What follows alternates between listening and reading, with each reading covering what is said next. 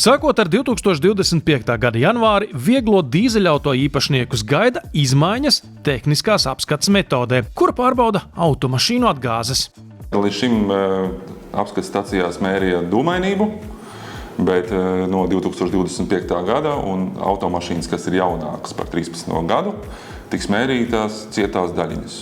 Un izlaiduma gads nozīmē tikai vienu. Tātad šīm mašīnām ir jābūt aprīkotām ar cieto daļiņu filtru, jeb tā saucamo kvēpa filtru.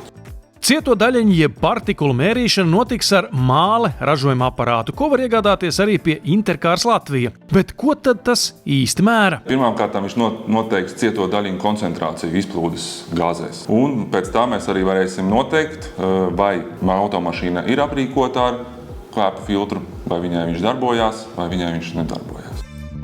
Tā kā 12 gadus veciem un pat jaunākiem dīzeļauto var būt ļoti atšķirīgs nobraukums un tehniskais stāvoklis, pieļaujamais cieto daļiņu saturs noteikts diezgan augsts. Šobrīd CSDD ir definējusi kā norma, pie kuras apskata tiks izieta, ir 1 miljons daļiņu. Piemēram, Vācijā pieļaujamā robeža ir 4 reizes zemāka, taču miljons nebūtu nenozīmē, ka apskati varēs iziet pavisam bez filtra. Ja nedaudz pāri miljonam būs vai 2 miljoni, tad iespējams tas filtrs ir netīrs vai aizdembējies, bet pēc mūsu pieredzes arī varam secināt, ka tām automašīnām, kurām ir izņemts kvēpa filtrs vai tas nav, tad iekārta uzrāda jau 5, 6 un pat 10 miljonus vienību. Tātad šmaukšanās ar izgrieztiem kvēpa filtriem ies mazumā. Labā ziņa – jaunā atgāzu mērīšanas metode vairs neprasa augstus apgriezienus. Līdz šim mēs esam saskārušies tehniskajās apskatēs, ka mērīšana notiek pie paaugstinātiem apgriezieniem. Pēc jaunās metodes paaugstinātie apgriezieni vairāk nebūs nepieciešami. Šajā metodē mērīšana notiek tikai 15 sekundes un tikai pie brīvgaitas apgriezieniem.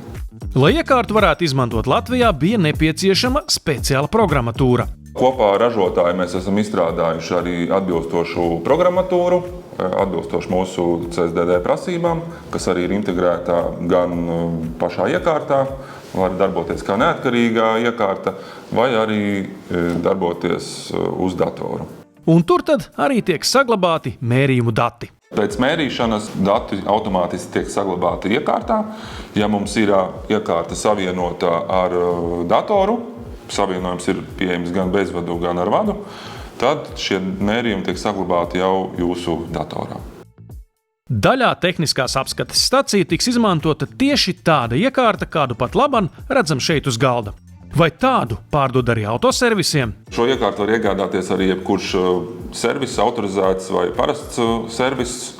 Līdz ar to turpmāk, lai izmērītu cietās daļiņas izplūdes gāzēs, šāda iekārta būs nepieciešama.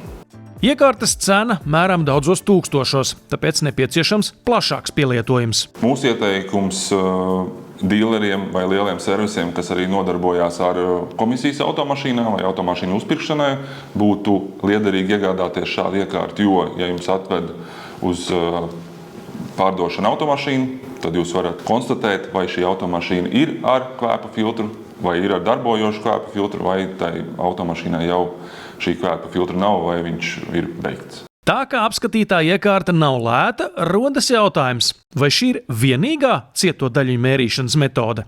Tirgu ir sastopams 2 mērīšanas tehnoloģijas.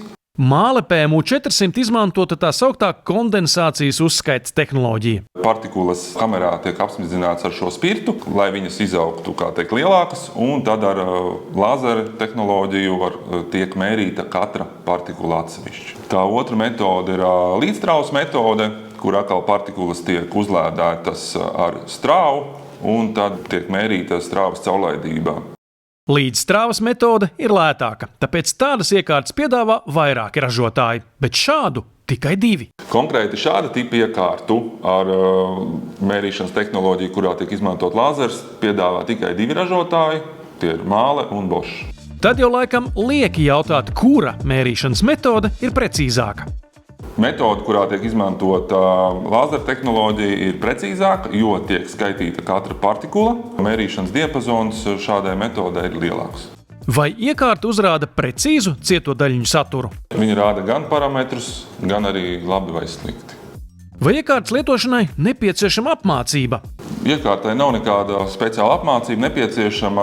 Uz displejā viss tiek norādīts, kā piemēram šeit ir oficiālais tests. Mēs izvēlamies oficiālo testu un tālāk jau sekojam instrukcijām, kas tiek norādīts uz ekrāna, kurā brīdī mēs ievietojam pārbaudes zondu izpūtējā un kurā brīdī notiek mērījumi. Vai šādai iekārtai būs nepieciešama arī apkope? Iekārtai nepieciešama apkope, filtru maiņa, to var izdarīt lietotājs pats. Iekārta ziņo par šo nepieciešamību, bet reizi gadā iekārtai nepieciešama jau lielāka kalibrēšana, ko var veikt autorizēts pārstāvis.